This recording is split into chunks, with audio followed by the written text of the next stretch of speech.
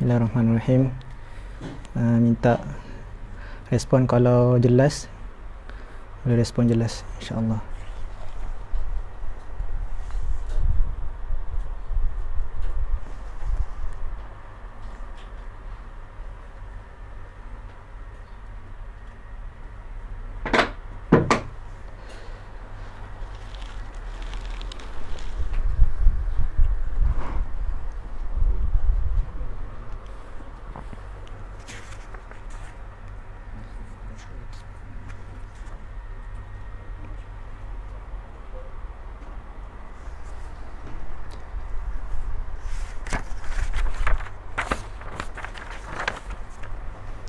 Assalamualaikum warahmatullahi wabarakatuh. Bismillah walhamdulillah wassalatu wassalamu ala sayyidina Rasulillah wa ala alihi wa sahbihi wa man walah. Allahumma ja'al Qur'anal Karim rabi'an qulubina wa nura sudurina wa dhahaba humumina wa jala'a ahzanina warzuqna tilawatahu ana al-laili wa ana an-nahar mu'allimna minhuma jahilna wa dzakirna minhuma nusina waj'alhu hujjatan lana yaumal qiyamah. Amma ba'd. Yang dimuliakan sahabat-sahabat, ikhwah maupun akhwat nanti Allah Subhanahu wa taala sekalian. Insya-Allah pada hari ini sama-sama kita muzakarah ataupun murajaah sebuah kitab yang dikarang oleh Dr. Salah Abdul Fattah Al-Khalidi rahimahullahu taala yang berjudul Ma'a Qasasis Sabiqin fil Quran. Mudah-mudahan kita semua dirahmati Allah Subhanahu wa taala, diredai oleh Allah Subhanahu wa taala. Mudah-mudahan ilmu yang kita pelajari berkat dan boleh kita sampaikan kepada sahabat-sahabat lain. Insya-Allah ini kita muzakarah sajalah. Kita muzakarah, murajaah, ulang kaji lah. Ulang kaji berkaitan tentang kisah-kisah generasi terdahulu dalam Al-Quranul Karim. Baik, hari ini kita akan masuk siri yang pertama. InsyaAllah siri pertama ni kita lebih kepada review kitab lah, review kitab ataupun mukaddimah insyaAllah. Kitab Ma'a Qasasis Sabiqin fil Quran yang dikarang oleh Dr. Salah Abdul Fattah Al-Khalidi. Ini kitab cetakan yang keempat lah, cetakan yang keempat. Pada tahun kalau yang cetakan pertama pada tahun 1988, tapi yang cetakan keempat ni pada tahun 2003, cetakan kali keempat. Dan kitab ini membincangkan beberapa subtopik ataupun bab yang penting lah. Yang pertama, kalau kita tengok muka surat 5, Muqaddimah At-Taba'ah Ar-Rabi'ah, diceritakan ada tiga bab ataupun tiga halaqah lah. Yang pertama adalah cerita tentang kisah-kisah Bani Israel yang bukan para nabi lah dalam Quran. Ke dalam kisah Bani Israel ni ada 7 kisah. Kisah Musa fi surati Taha, kisah mukmin Ali Fir'aun dan lain-lain. Dan kemudian Al-Halaqah Ats-Tsaniyah menceritakan tentang qasas suratul Kahfi, membincangkan tentang kisah-kisah surah Al-Kahfi, yang ada 4 kisah dalamnya. Kisah Ashabul Kahfi, kisah Sahibul Jannatain, kisah Musa ma'al Khidir, wa qissah Dzulqarnain. Dan kemudian Al-Halaqah Ats-Tsalitsah, baki cerita-cerita yang selain daripada para nabi, seperti Harut wa Marut, kisah kedua anak Nabi Adam dan yang lain-lain. Dan keseluruhan kisah-kisah yang dinukilkan oleh Syekh Salah Abdul Fattah Al-Khalidi dalam kitabnya mengandungi 19 kisah, mengandungi 19 kisah.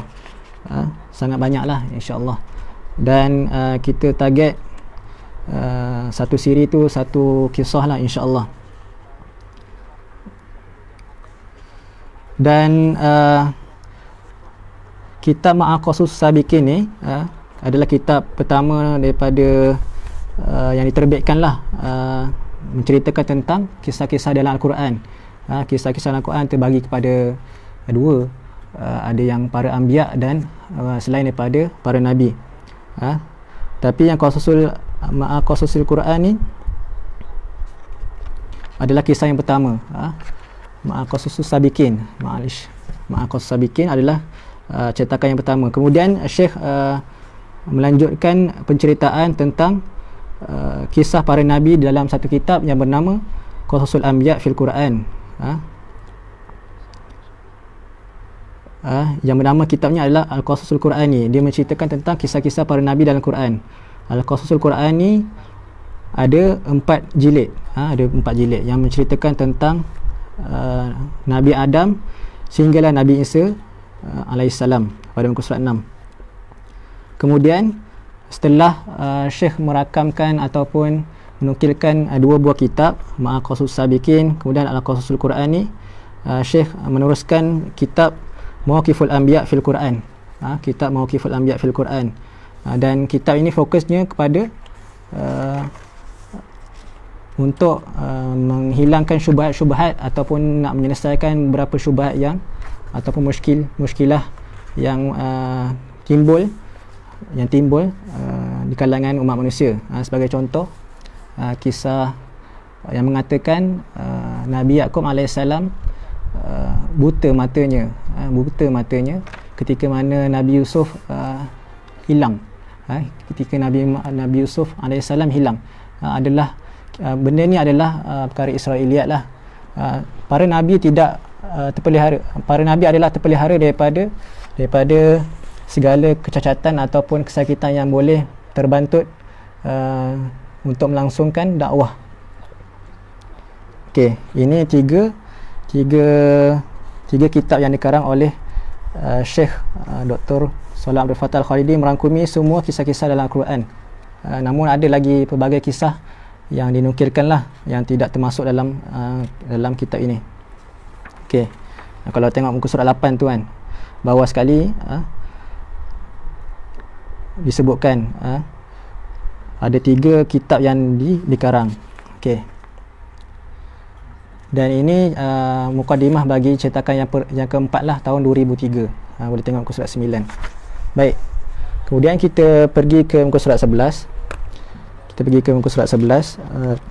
Mukadimah cetakan yang pertama pada tahun 1988. Ini mukadimah yang panjang sikit lah. Okey,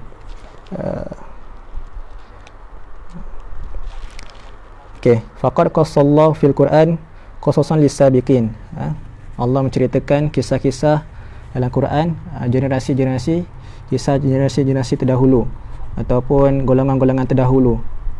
Dan semua kisah dalam Quran adalah al-haq alladhi, yang tidak ada keraguan dalamnya, tidak ada syak dalamnya. Kama wasfu hadzal qasas bi annahu ahsanul qasas.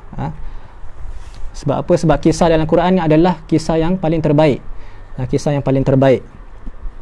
Kemudian kenapa Allah Subhanahu Wa Taala memberitahu kepada kita ataupun menceritakan kepada kita kisah-kisah supaya kita berfikir, la'allana natafakkar.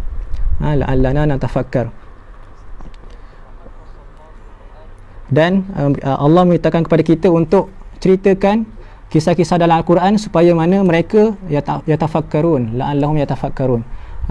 Itulah antara objektif lah kenapa Allah menceritakan kisah-kisah dalam Al-Quran.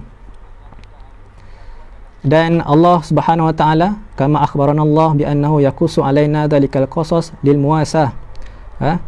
Untuk lil muasah ni maksudnya adalah untuk menenangkan ataupun menghiburkan Nabi sallallahu alaihi wasallam, wa tathbit ataupun menguatkan keteguhan Nabi, dan wasabru alal mujahadati wal muwajahati, dan sabar ketika mana berdepan dengan musuh-musuh Islam ataupun nak berhadapanlah musuh-musuh Islam. Dan Allah Subhanahu Wa Taala menceritakan Quran, kisah-kisah Al-Quran adalah sebagai pengajaran bagi orang yang berakal. Ibratul li ulil albab, ibrah li ulil albab. Dan dalamnya adalah mempunyai nasihat-nasihat ataupun pengajaran, ibar wa izat. Dan kita keluarkannya supaya menjadi guideline ataupun panduan kepada kita supaya berterusan dan beringat dalam melaksanakan amal ibadat ataupun berhubung dengan manusia yang lain. Kemudian waqad amarana Allah bi anna naqtadiya bis salihin wal muslihin minas sabiqin. Allah memerintahkan kepada kita supaya ikut orang soleh dan ikut orang yang muslih. Beza orang soleh dengan orang muslih daripada golongan terdahulu. Beza. Orang soleh ni orang yang buat baik sajalah. Dia tidak dia bukan muslih. Muslih ni dia mengislahkan orang ataupun memperbaiki apa yang kekurangan kepada orang lain, ataupun apa yang kekurangan kita lihat benda tu ada kekurangan, kita perbaiki. Ini muslih. Macam itulah juga Nabi. Nabi pada awalnya ramai orang suka. Pada awalnya ramai orang suka, soleh. Kemudian setelah Allah SWT memberikan taklifan kerasulan kepada Nabi SAW, dan Nabi SAW menghilangkan kejahilan kepada kafir Quraisy, kejahilan yang sangat teruk, maka Nabi seorang yang muslih dan akan menerima risiko yang paling banyak, dikecam dan sebagainya. Dan Allah memerintahkan kepada kita supaya jadi orang soleh dan muslih, walaupun kita dikecam kita di blacklist dan sebagainya, maka kena teruskan juga perintah Allah SWT untuk dakwah dan memberi nasihat kepada yang lain. Dan wa aujaballahu alaina an natadabbaral Quran. Dan Allah mewajibkan ke atas kita untuk tadabbur Al-Quran, mengambil ibrah ataupun di sebalik kisah-kisah dalam Al-Quran, isi-isi dalam Al-Quran. Okey. Kemudian kita terus kepada muka surat 14. Kita terus kepada muka surat 14.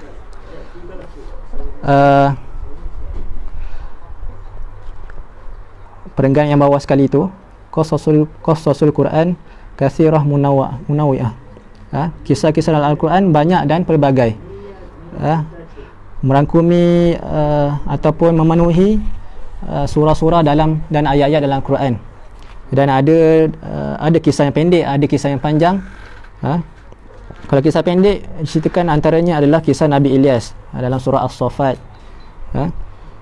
Kisah Ilyas ma'a qaumihi fi surati As-Saffat.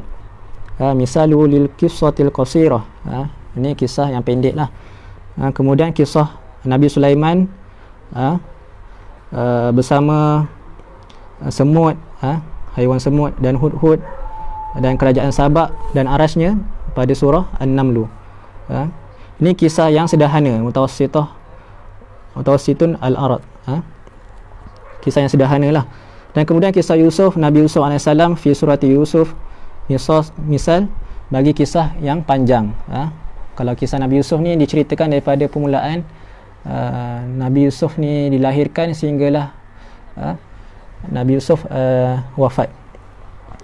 Dan kisah dalam Al-Quran muka surat 15, qasasul Quran kisman. Kisah-kisah dalam Al-Quran ada terbagi kepada dua. Al-Qismul Awal qasasul anbiya wal mursalin, dan Al-Qismul Thani qasasu ghairul anbiya wal mursalin. Kisah para nabi yang pertama adalah, bahagian pertama adalah kisah para nabi dan para rasul. Dan yang kedua adalah kisah para selain para nabi dan selain para rasul. Dan kitab Ma'a Qasus Sabiqin ni dia termasuk dalam golongan yang Qismus Tsani lah. Dan dalam pembahagian kisah Ghairul Anbiya wal Mursalin terbagi kepada dua. Yang pertama adalah Qasasu Bani Israel. Yang kedua adalah Qasus Sabiqin min ghairi Bani Israel. Yang pertama adalah menceritakan kisah Bani Israel Dan kedua adalah kisah selain Bani Israel. Kalau contoh kisah Bani Israel, contohnya adalah kisah Qarun, kisah Talut, Ashabus Sabt, wal Baqarah, Wattih. Kalau yang jenis yang kedua adalah selain daripada Bani Israel, cerita apa? Cerita Ashabul Kahfi, cerita Zulkarnain, Luqman wa Ibnai Adam. Okey. Kemudian muka surat 16. Kenapa Syekh memfokuskan kisah selain para nabi dalam kitab dia? Kenapa? Kerana likillati ad-dirasat at-tahliliyah al-manhajiyah al-ilmiyah haulaha. Kerana sedikit tak ramailah yang detailkan bab selain daripada para nabi. Tak ramai yang kitab-kitab ataupun tak banyak kitab yang menuliskan tentang selain daripada para nabi. Dan kita keluarkan pembelajaran ataupun nasihat-nasihat ataupun pengajaran yang boleh kita ambil daripada kisah selain daripada nabi.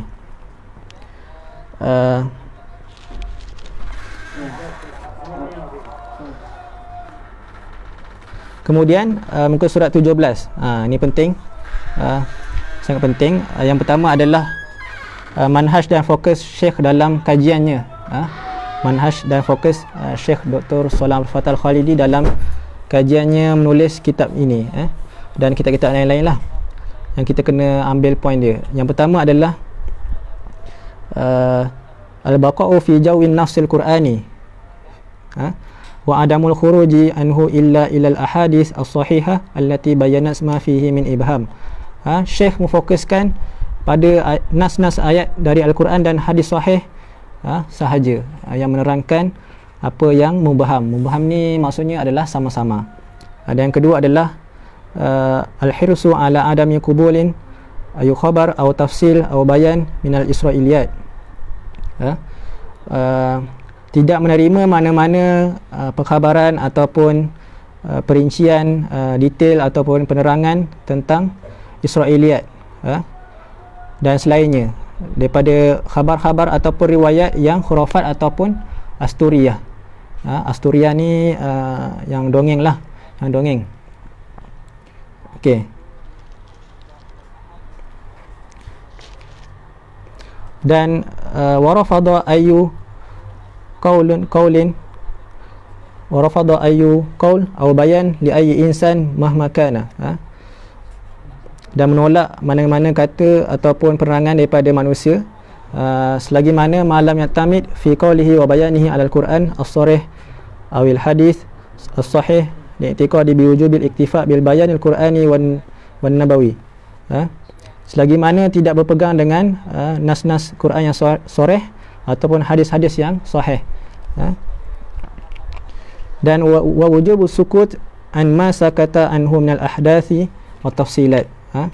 Dan wajib diam kalau tidak ada detail lah, kalau tak ada detail yang menceritakan tentang kisah-kisah tersebut. Okey. Dan yang ketiga adalah penceritaan di dalam Al-Quran adalah supaya kita meneliti secara terperinci mengenai realiti yang berlaku pada zaman kini. Ni realiti yang berlaku lah, supaya sebab kisah dalam Al-Quran ni watak-wataknya akan berulang ataupun dia punya sifat-sifat yang berlaku pada golongan terdahulu akan berlangsung sehinggalah akhir kiamat, sehinggalah kiamat.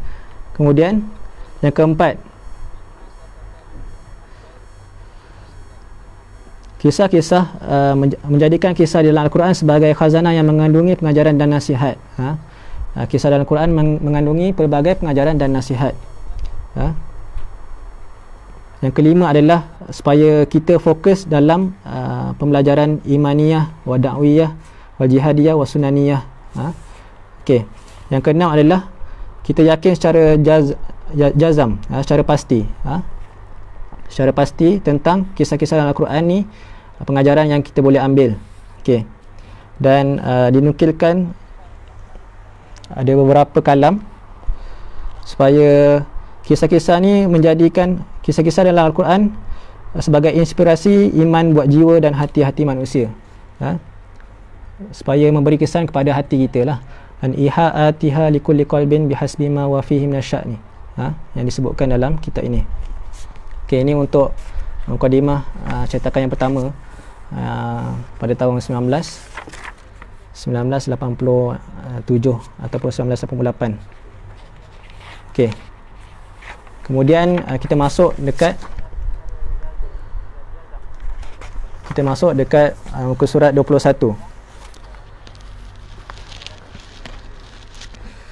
Kita masuk dekat muka surat 21, hadisul Quran an qasasihi.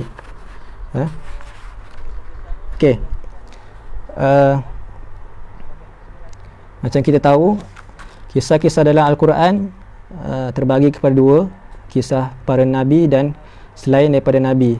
Dan selain daripada nabi terbagi kepada dua, ada yang kafirin, ada yang mukminin, yang disebutkan dalam ni lah, minal anbiya wa min ghairil anbiya, minhuma kana min qasasil mu'minin wa minhuma kana min qasasil kafirin.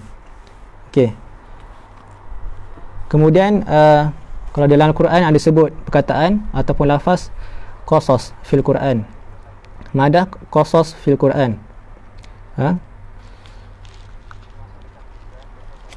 firman Allah Subhanahu wa taala, banyaklah dalam ni kan, banyak dalam ni, inna hadza lahuwal qasasul haqq, sesungguhnya inilah kisah-kisah yang benar.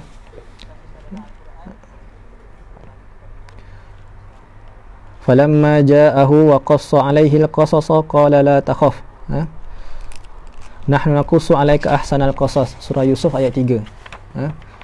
Dan kalau kita perasan ataupun kalau kita tahu, nama-nama dalam Al-Quran ada banyaklah. Ada juga yang diberi nama Furqan, Al-Furqan. Apa maksud Al-Furqan? Al-Furqan adalah maksud dia pemotong ataupun pemisah. Bila kita faham Al-Quran, terus kita faham mana yang benar, mana yang salah, mana yang betul, mana yang tak betul. Sebab tu kalau kita tak faham Quran, kalau kita tak tahu mana yang benar, mana yang salah, bermakna kita tak faham lagi Al-Quran macam mana. Jadi bagaimana pula dengan hadis yang Nabi sebut pada akhir zaman nanti banyak kekeliruan yang berlaku, sanawatun khadda'at, kekeliruan yang banyak berlaku. Kerana apa? Kerana manusia meninggalkan Al-Quran, hilanglah pembaris yang memandu diri manusia ataupun diri umat akhir zaman. Okey. Kemudian sifat-sifat Al-Quran juga adalah hudal linnas, memberi hidayah, hudal linnas, hidayah kepada manusia, dan seterusnya tibyan, penerangan. Sebab itulah Al-Quranul Karim adalah mukjizah, mukjizatul kubra, mukjizat yang paling besar. Sebab itulah Al-Quran ni penceritaan ataupun apa-apa isi kandungan dalam Al-Quran akan kekal sehinggalah hari kiamat. Bukan bacaannya sahaja, bukan lafaz-lafaznya sahaja, namun watak-watak ataupun sikap yang tertulis dalam Al-Quran juga kekal sehingga hari kiamat. Sebab apa? Sebab supaya menjadi panduan kepada kita untuk kita mengenali realiti dan manusia hari ini, ataupun kita kena kenal watak-watak manusia yang ada dalam Al-Quran, supaya kita boleh kenal watak-watak pada akhir zaman lah. Kalau dalam Quran ada sebut banyak golongan mukminin ataupun kafirin ataupun munafikin. So penceritaan ataupun watak dalam Quran supaya kita tidak terikut dengan golongan-golongan yang kafir ataupun munafik, maka kita kena ikut golongan orang yang beriman. Kalau Quran ceritakan tentang perangai Fir'aun, perangai Qarun, maka kita jangan jadi seperti perangai Qarun yang suka mengumpulkan harta, tak nak keluarkan zakat. Sama juga kisah Fir'aun, yang sangat zalim, So kita jangan jadi zalim seperti Fir'aun, supaya kita beringat. Okey. Sama juga kisah Bani Israel supaya kita tak jadi orang yang dilaknat oleh Allah Subhanahu Wa Taala. Bani Israel ni orang Islam zaman terdahulu lah, sebelum mereka menjadi Yahudi kan. Okey. Tapi perangai mereka macam sangat teruk lah, sangat teruk, suka menyelewengkan ayat Allah Subhanahu Wa Taala, suka berhelah, suka banyak bertanya pada dengan tujuan banyak bertanya dengan tujuan untuk mengelak daripada melaksanakan arahan Allah Subhanahu Wa Taala. Okey. Kemudian dalam ni disebutkan sifat-sifat Al-Quran, annahu al-qasasul haqq, inna hadha lahu al-qasasul haqq wa ma min ilahin illallah. Muka surat 22.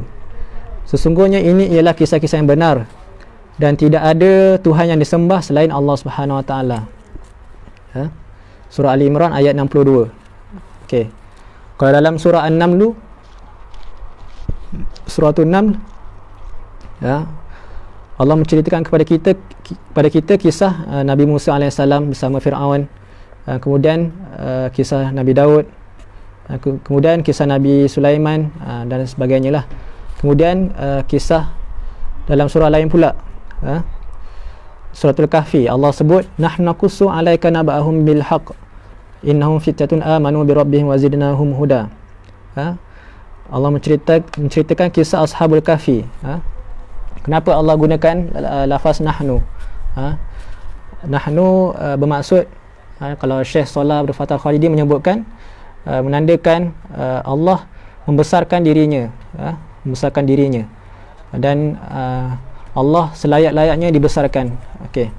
Bukan bermaksud nahnu tu dhamir yang menunjukkan kepada jamak, tapi dia membawa maksud dhamir yang azama. Ni apa yang Syekh sebutlah. Nakusu. Nakusu bermakna, maksudnya menggambarkan Allah Subhanahu Wa Taala menceritakan kisah-kisah kepada Nabi Muhammad SAW. Jadi kisah-kisah yang diceritakan oleh Nabi Muhammad sallallahu alaihi wasallam bukan daripada Nabi Muhammad SAW, tapi daripada Allah Subhanahu Wa Taala. Bermakna Allah membenarkan kenabian Nabi Muhammad sallallahu alaihi wasallam. Okey. Dan membuktikan bahawa masdar ataupun kisah-kisah dalam Al-Quran adalah daripada Allah Subhanahu Wa Taala. Kemudian kenapa nahnu naqussu 'alaika naba'ahum bil haqq? An-naba' dilafazkan dengan perkataan naba'. Syekh Salah Abdul Fattah Al-Khalidi memberi maksud an-naba' ni berbeza dengan al-khabar. Berbeza dengan al-khabar. Kalau al-khabar ni perkhabaran yang biasa, cerita biasa-biasa saja, yang tak ada nilai, ataupun boleh jadi dia benar ataupun boleh jadi salah, seperti berita-berita dalam media ataupun surat khabar dan sebagainya, mungkin benar mungkin tak benar. Tapi kalau an-naba' bermaksud Allah menceritakan benda yang sangat penting, muhim, al-muhim, seperti contoh amma yatasaalun anin naba'il azim. Okey. Dan semua maklumat ataupun yang berkaitan tentang Al-Quran, semuanya adalah benar dan kita kena yakin secara qat'i lah. Okey. Dan secara pasti. Barang siapa yang tidak beriman dengan isi kandungan dalam Al-Quran, tidak mempercayai setiap maklumat dalam Al-Quran ataupun kisah-kisah dalam Al-Quran, walaupun dia solat ataupun walaupun dia puasa, maka dia tetap tidak beriman. Okey. Kerana Al-Quran adalah di antara rukun iman. Baik. Kemudian kita masuk dekat muka surat 23. Okey, muka surat 23. Wa ahsanul qasas. Fi surati Yusuf, Allah mensifatkan kisah-kisah dalam Al-Quran sebaik-baik kisah. Kenapa Allah Subhanahu Wa Taala menyebutkan ahsanul qasas? Kerana surah Yusuf dikhususkan dengan kisah Nabi Yusuf AS. Antaranya lah, sebab itulah nahnu naqussu 'alaika ahsanal qasas dalam surah Yusuf, yang disebutkan. Dan semua penceritaan dalam Al-Quran adalah yang terbaik, ahsanul qasas, maka kita kena imani. Dan perenggan yang bawah, Syekh juga memesan kepada kita supaya berjaga-jaga ataupun jangan berlebihan dalam menceritakan tentang Al-Quran, ataupun kita masukkan item-item Israiliyat ataupun cerita dongeng yang tidak ada sumber-sumber yang sahih ataupun daripada hadis-hadis yang sahih. Okey.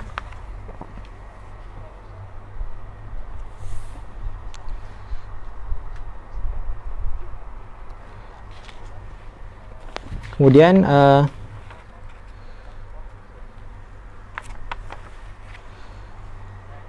sama juga untuk penceritaan dalam Al-Quran, muka surat 26, supaya kita semua berfikir ataupun mengambil pengajaran.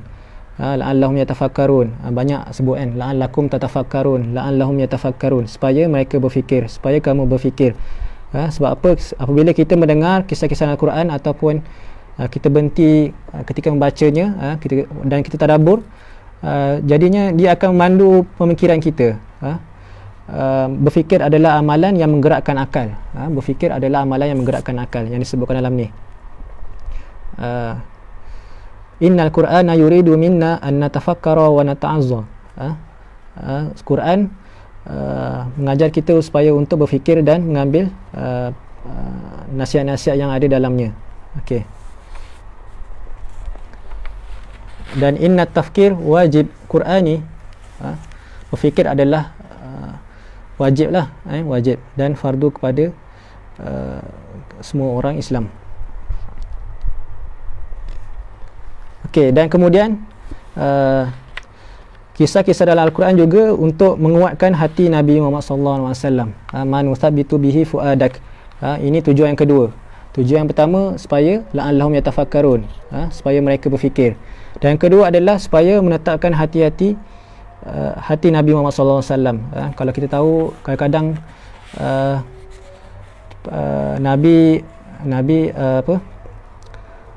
Nabi juga merasa sedih, merasa kecewa dengan umatnya. Tapi Nabi disifatkan dengan sifat haris. Haris ni bermaksud dia mengambil berat kepada umatnya. Dia berharap umatnya beriman, walaupun dia tahu hakikatnya dia tak boleh nak mengimankan semua orang yang berada di situ, tapi dia sangat mementingkan ataupun mengambil berat terhadap umat-umatnya. Sebab itulah walaupun diancam ataupun disakiti, Nabi tetap mengambil berat terhadap umatnya, hatta dia orang kafir. Okey. Firman Allah Subhanahu wa taala, a'udzubillahi minasyaitonir rajim. Wa kullan naqussu 'alaika min anba'ir rusul ma nuthabbitu bihi fuadak wa ja'aka fi hadhil haqq wa mau'izatun wa dzikra lil mu'minin. Dan tiap-tiap berita kami ceritakan kepadamu daripada berita-berita rasul untuk menguatkan hatimu. Dan telah datang kepadamu dalam berita ini kebenaran dan pengajaran dan peringatan bagi orang yang beriman. Okey. Ayat ni adalah khitab ataupun pesanan kepada Rasulullah SAW. Supaya kisah-kisah dalam Al-Quran ni mengandungi kisah Nabi Nuh, kisah Nabi Hud dan Nabi Saleh dan pelbagai lagi, supaya menetapkan hati Nabi Muhammad SAW. Okey. Kemudian hadaf yang ketiga adalah ibratul li ulil albab, adalah pengajaran bagi orang yang berfikir.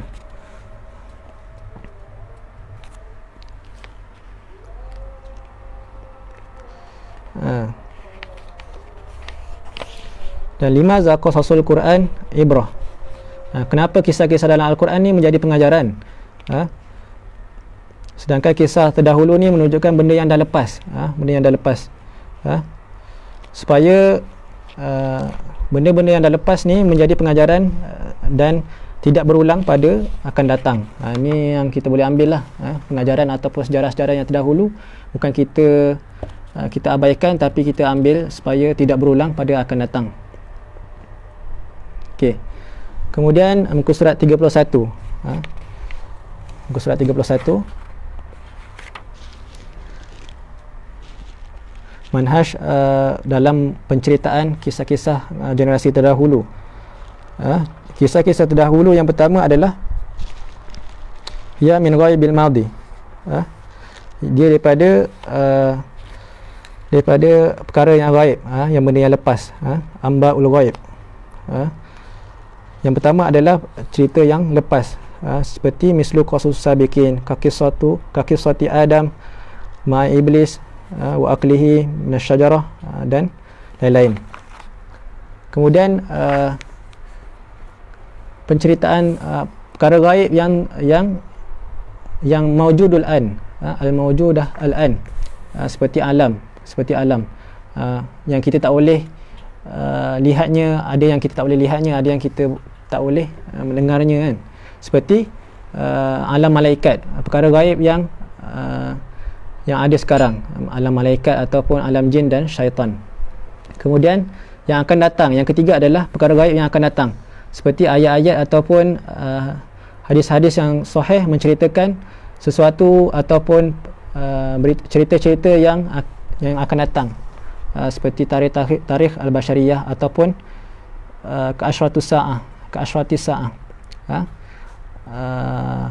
alamat-alamat kiamat kan, tanda-tanda kiamat, nuzul Isa wa khurujud dajjal wa yajuj wa majuj dan sebagainya.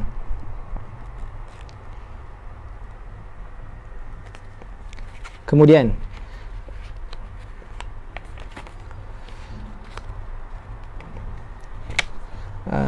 sedangkan ada ayat Allah Subhanahu Wa Taala, Allah ada sebut kan, wa ma kunta ladaihim, sedangkan kamu tak ada bersama-sama mereka. Nabi tidak ada bersama generasi-generasi terdahulu.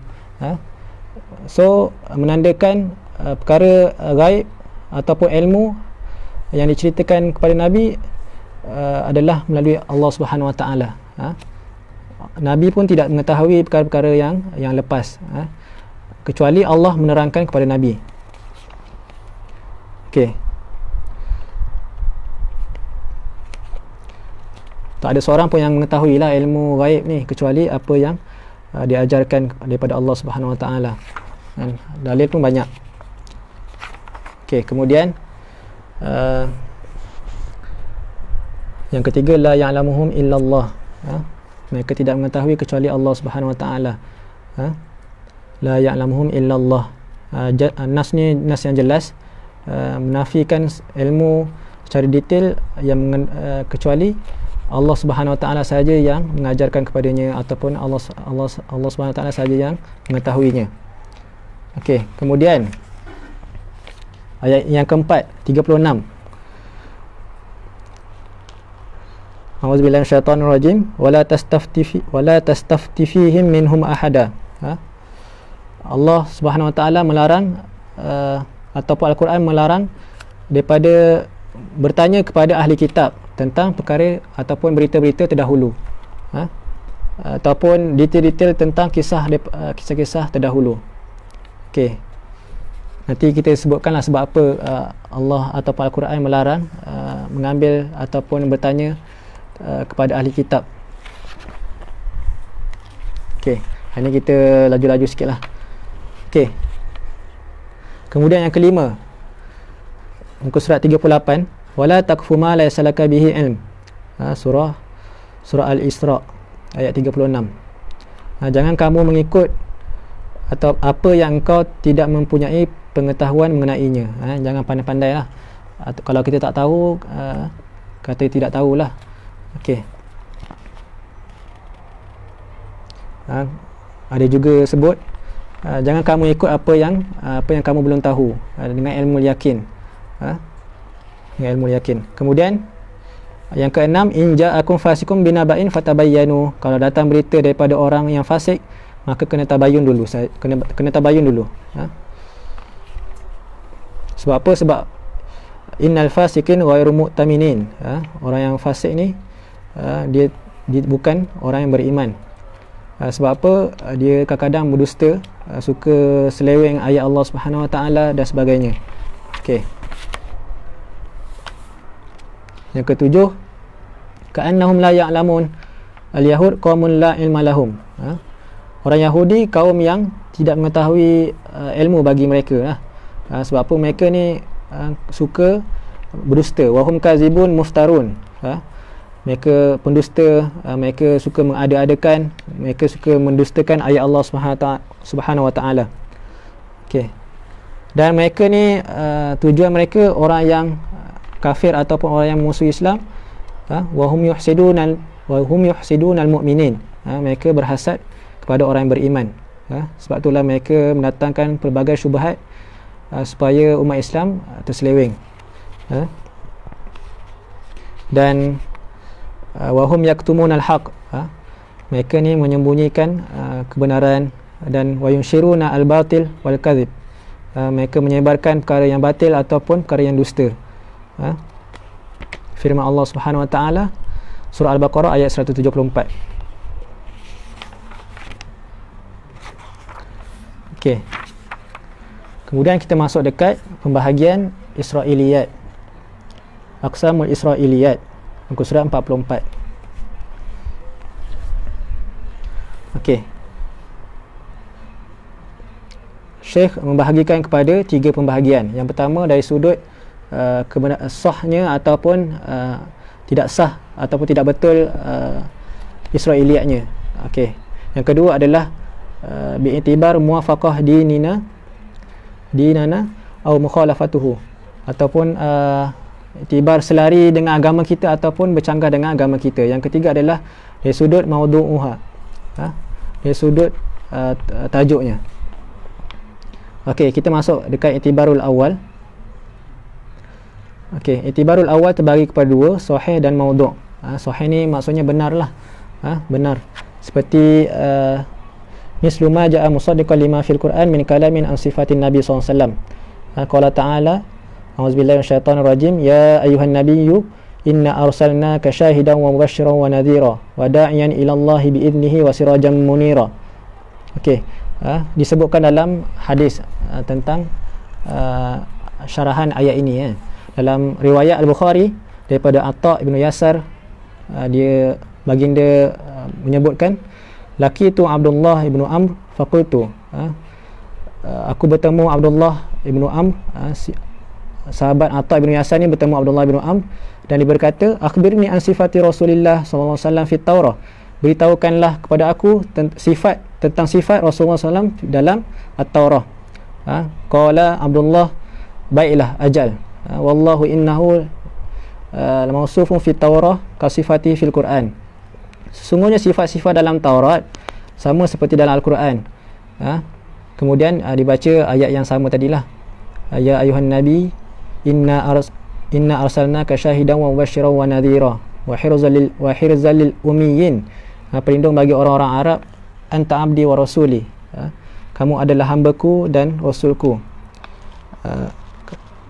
aku menamakanmu al-mutawakkil, iaitu orang yang bertawakal tinggi, laisa bifazin, kamu bukan berperangai buruk, wala ghalizin, dan bukan berwatak yang keras, wala yakbidahullah hatta yuqima bihi al-millah al-auja, dan Allah tak akan mewafatkan beliau sampailah beliau meluruskan millah ni agama yang bengkok, al-auja, bi ayyakulu, sehinggalah manusia berkata la ilaha illallah, wa yaftahullahu bihi quluban ghulfan, dan Allah membuka hati mereka yang lalai, wa azanan summan, dan telinga yang summan, tuli, wa ayunan umyan, dan mata yang buta.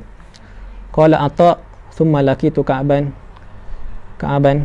aku bertemu Ka'ab, si pendeta Ka'ab ni, si pendeta, dan bertanya tentang sifat yang ni, hadis ni, dan dia berkata famakhtalafa harfan, tidaklah ada berselisih pun satu huruf pun tentang sifat-sifat yang diceritakan tentang Nabi SAW.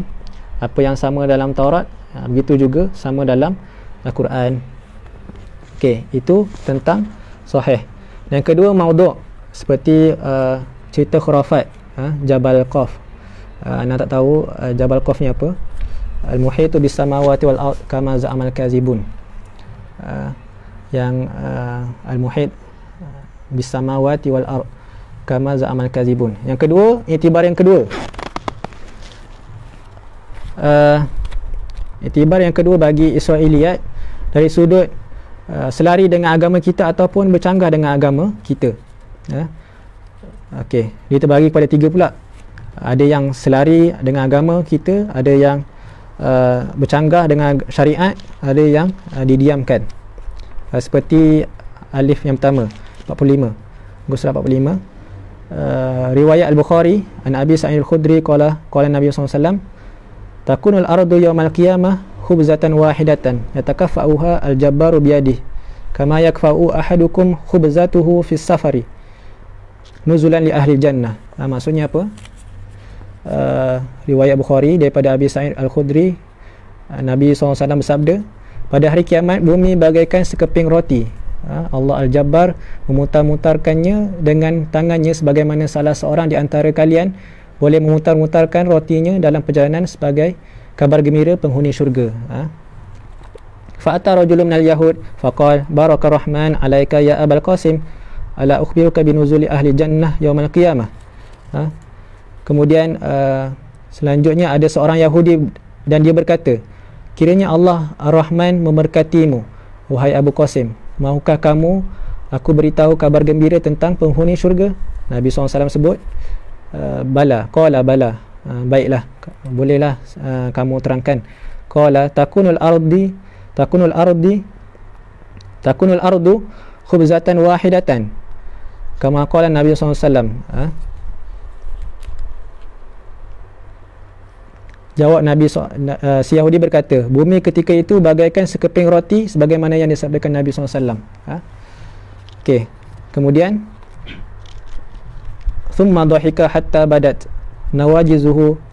Kemudian Nabi melihat kami dan tertawa hingga terlihat gigi serinya. Nabi berkata, maukah kamu ku beritahu lauk penghuni syurga? Ala ukhbiruka bi idamihim? Qala balamun wa nunun. Nabi SAW bersabda, lauk mereka adalah sapi dan ikan paus. Mereka bertanya, apakah keistimewaan daging ini? Hati ikan paus dan sapi itu boleh dimakan oleh 70 orang ribu. Okey. Jadinya pada hari kiamat nanti bumi bagaikan sekeping roti yang dimutar-mutarkan oleh Allah Subhanahu Wa Taala, seperti manusia memutar-mutarkan rotinya. Okey. Dan ni yang selari dengan agama kita lah. Okey, yang kedua adalah ma ja'a mukhalafan lima fi syariatina. Yang bercanggah dengan syariat kita adalah seperti dinisbahkan sifrut takwin ataupun kejadian makhluk kepada Allah Subhanahu Wa Taala. Makhluk-makhluk Allah Subhanahu Wa Taala di muka bumi Allah Subhanahu Wa Taala, ketika mana Allah Subhanahu Wa Taala mencipta langit dan bumi dalam tempoh fi sittati ayyam. Jadinya ta'ab Subhanahu Wa Taala fastaraha fil yaumi as-sabi'. Kemudian Allah letih, Allah rehat pada hari yang ketujuh iaitu hari Sabtu. So ni bercanggah dengan syariat kita lah. Allah tidak letih lah. Allah bersifat dengan sifat yang sempurna. Kemudian al-qismu thalis, apa yang didiamkan oleh syariat kita ataupun tidak ada dalil dan detail yang menceritakan tentangnya. Okey. Dan iktibar yang ketiga adalah dari sudut maudu'uha, dari sudut tajuknya. Ada yang berkaitan al-aqaid, ada yang berkaitan al-ahkam, ada yang berkaitan tentang al-mawaid waraqaiq wal qasas wat tarikh. Yang pertama tentang akidah, apa yang diriwayatkan oleh Bukhari. Ni hadisnya lah. Kemudian apa yang berkaitan tentang hukum hakam, diriwayatkan oleh Bukhari an Abdullah ibnu Umar annal yahuda ja'u ila Nabi SAW. Orang-orang Yahudi datang kepada Nabi SAW. Ini hadis yang masyhur yang kita tahu. Orang Yahudi bertemu Nabi SAW, datang bersama birajulin minhum wa mar'atin qad zanaya, dengan seorang lelaki daripada dengan seorang lelaki dan seorang perempuan yang telah berzina. Faqala lahum, Dan kemudian Nabi bertanya kepada mereka, kaifa taf'aluna biman zana minkum, bagaimana kamu laksanakan kepada mereka yang berzina ni. Kemudian mereka berkata, golongan Yahudi ni berkata, nuhammimuhuma ay nusawidu wajhaihima ay nusawidu wajhaihuma, kami hitamkan wajahnya, wa nadribuhuma, dan kami pukulnya. Orang yang berzina, Yahudi kata hukumnya adalah kami hitamkan wajahnya sahaja dan kami pukulnya sahaja. Faqala, Nabi SAW, la tajiduna fit taurati rajam, adakah ataupun apakah kalian tak menemukan hukuman rejam dalam Taurat? Qalu la najidu fiha syai'an, kami tidak mendapati sesuatu dalamnya tentang rejam. Kemudian datanglah Abdullah bin Salam. Kisah Abdullah bin Salam ni pendeta yang telah masuk Islam. Dia berkata apa? Kadzabtum, kamu ni bohong. Fa'tu bit Taurah fatluha in kuntum shadiqin, maka datangkanlah Taurat dan bacakanlah fatluha in kuntum shadiqin, jika kamu benar. Fawada'a midrasuha, mereka meletakkan kitab yang mereka pelajari, alla yurisuha minhum, wa kafahu ala ayati rajam, dan mereka menutupi pada ayat rejam. Fatafiqa yaqra'u ma duna yadihi wa ma wara'aha, kemudian dia terbaca yang di kanan dan kiri dia. Ditutup sini, dia tutup ayat rejam, dia baca ayat kanan dan kiri, dia langkau teruslah. Okey, wala yaqra'u ayat rajam, dia tidak baca ayat rejam tu. Fanaza'a yadahu, kemudian sahabat Allah bin Salam ni dia angkat tangan Yahudi tu, an ayatir rajam. Faqal, ma hadhihi, apa ni? Falamma ra'au zalika qalu hiya ayatur rajam, ketika mana mereka lihat dan mereka berkata, inilah ayat rejam. Dan maka Nabi SAW mengarahkan fa'amara bihima farujima, maka Rasul menyuruh mereka berdua direjam, qariban min haitsu mawdi'ul janaizi indal masjid, direjam dekat dengan kubur yang berhampiran dengan masjid. Okey, ini tentang ahkam dari sudut maudhu' lah, maudhu'uha tajuknya. Kemudian bahagian ketiga, apa yang berkaitan tentang kisah-kisah ataupun nasihat dan tarikh, seperti apa yang diriwayatkan oleh Israiliyat tentang detail pembuatan kapal Nabi Nuh AS, wa khashabuha, jenis kayunya, panjangnya macam mana, lebarnya macam mana. Ini ada dirakamkan dalam kitab Al-Israiliyat fi Tafsirul Hadis, karangan Dr. Muhammad Husain Az-Zahabi. Okey, kemudian khulasahnya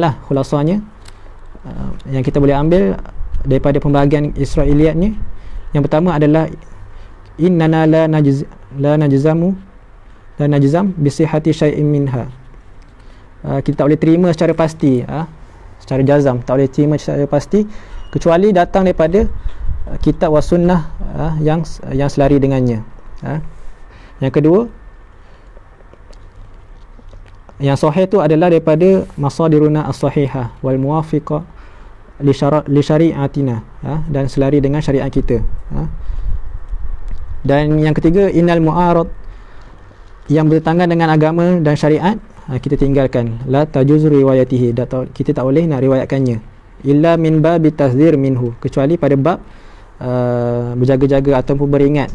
So boleh meriwayatkan kisah Israiliyat, tapi kena tulis ini adalah Israiliyat, supaya orang yang baca tu tidak teragak-agak mengetahui ini adalah kisah benar ataupun kisah dongeng ataupun kisah tak betul. Dan yang keempat, innal maudhu' wa dhaif minal Israiliyat laisa min babil ilm, yang maudhu' ataupun dhaif daripada Israiliyat bukan daripada bab ilmu, kerana sebab tak berlaku ataupun walam yaqa'. Okey. Dan yang terakhir adalah dalil-dalil larangan, yang muka surat 48, dalil-dalil larangan meriwayatkan Israiliyat.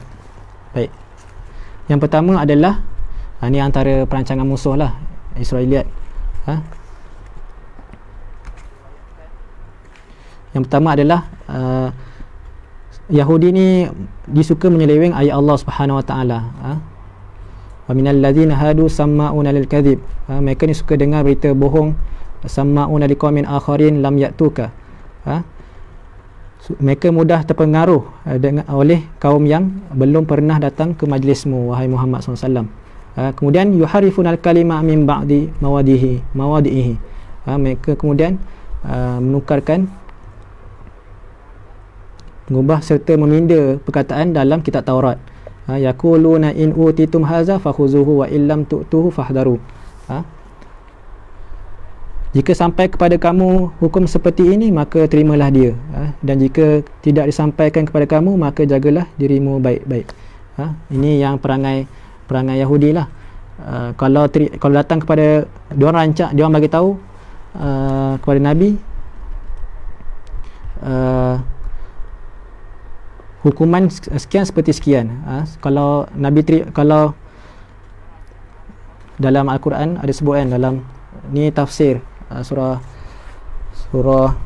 Al-Maidah, surah tafsir Al-Maidah, boleh tengoklah pada ayat 41 asbabun nuzul ayat ni. Asbabun nuzul ayat ni. Okey. Kemudian yang kedua, al-yahud kazibun muftarun fima yarwi dunahu min aqwali wa akhbar. Orang Yahudi ni disuka menipu pada kata-kata dan perbuatan. Kemudian al-yahud yawadduna fitnatal muslimin an dinihim. Yahudi suka menyebarkan fitnah ataupun timbulkan fitnah terhadap orang Islam. Kemudian yang keempat, al-yahud yaktumun al-haq wa hum ya'lamun. Yahudi ni, orang Yahudi suka menyembunyikan kebenaran sedangkan mereka tahu. Kemudian banyak lagi lah, ada banyak dah dia. Okey, kemudian yang kesembilan, Al-Quran mengajar orang Islam kaifiyatu jidalul yahud wa naqdi syubhatihim wa isya'atihim wa israiliyatihim. Bagaimana nak berdebat dengan orang Yahudi sekiranya datang syubhat. Allah sebut, qul a antum a'lamu amillah. Katakanlah wahai Muhammad, adakah kamu yang lebih mengetahui ataupun Allah SWT? Maka Nabi Muhammad SAW kena kata kepada orang Yahudi, kau ni lebih mengetahui ataupun Allah SWT yang lebih tahu. Sebab itulah kalau kita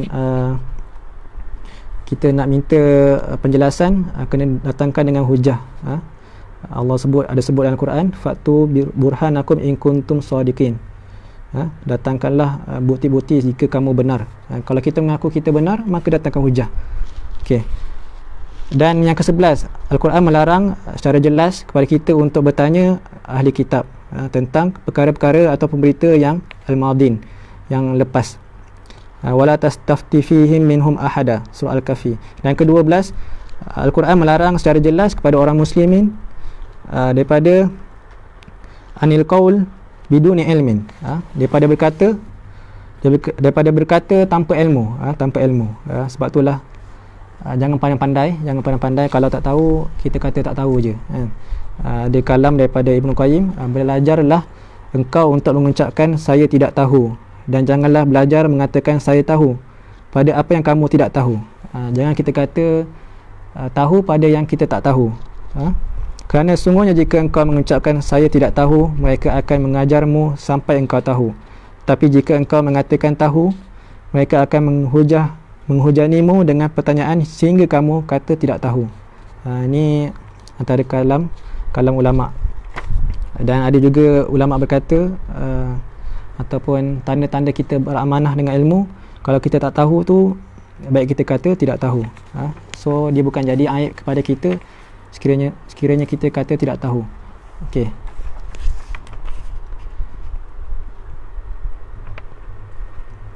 Dan yang ke-11, nahyu Rasulullah SAW as-sarih an akhzi syai'in minal yahud. Larangan jangan ambil ataupun jangan bertanya sesuatu daripada orang Yahudi. Dan yang ke-15, Nabi SAW menegah ataupun inkar Rasulullah SAW ala Umar ibn Khattab indama ra'a ma'u sahifa min al-kitab. ketika mana Sayyidina Umar dia memegang sahifah ataupun helaian daripada ahli kitab yang diterima daripada ahli kitab, kemudian Nabi terus membacanya dan marah seraya bersabda, waqala amutahawikuna fiha ya Ibnu Khattab, bukankah isinya hanya orang-orang yang bodoh wahai Ibnu Khattab? Wal mutahawwik asyaq wal mutahayyir walladzi nafsi biyadihi laqad ji'tukum biha bayda'an nakiyah, demi zat yang jiwaku pada di tangannya, saya datang kepada kalian dengan membawa cahaya terang. Janganlah kalian bertanya kepada mereka tentang sesuatu, la tas'aluhum an syai'in fayukhbirukum bihaqqin fatukadzibu bih. Janganlah kalian bertanya kepada mereka tentang sesuatu, bagaimana jika mereka mengabari kebenaran, lalu kalian mendustakannya. Aw bibatil fatusaddiqu bih. La tas'aluhum an syai'in fayukhbirukum bihaqqin fatukadzibu bih. Janganlah kalian bertanya kepada mereka tentang sesuatu, fayukhbirukum bihaqqin fatukadzibu bih. Bagaimana jika mereka mengkhabarkan kepada kamu cerita yang benar, kemudian kalian mendustakannya. Au bibatil fatusaddiqu bih, ataupun mereka menyampaikan kebatilan lalu kamu membenarkannya. Walladzi nafsi biyadih, dan demi jiwaku yang berada di tangannya, lau anna Musa sallallahu alaihi wasallam kana hayyan, seandainya Nabi Musa alaihissalam hidup, maka tidak ada jalan lain selain dia mengikutiku, ma wasi'ahu illa ayat tabi'ani. Ini dalil-dalil ingkarnya, dalil-dalil Nabi SAW melarang supaya tidak mengambil daripada orang, berita daripada orang Yahudi. Okey, saya kira itu saja. Mudah-mudahan bermanfaat, ataupun sekiranya berlaku kesilapan boleh tegur dan sampaikan kepada yang lain lah, insya-Allah. Aktafi bihadzal qadr, syukran ala husni istima'ikum. Aqulu qawli hadza wa astaghfirullahal azim li wa lakum. Assalamualaikum warahmatullahi wabarakatuh.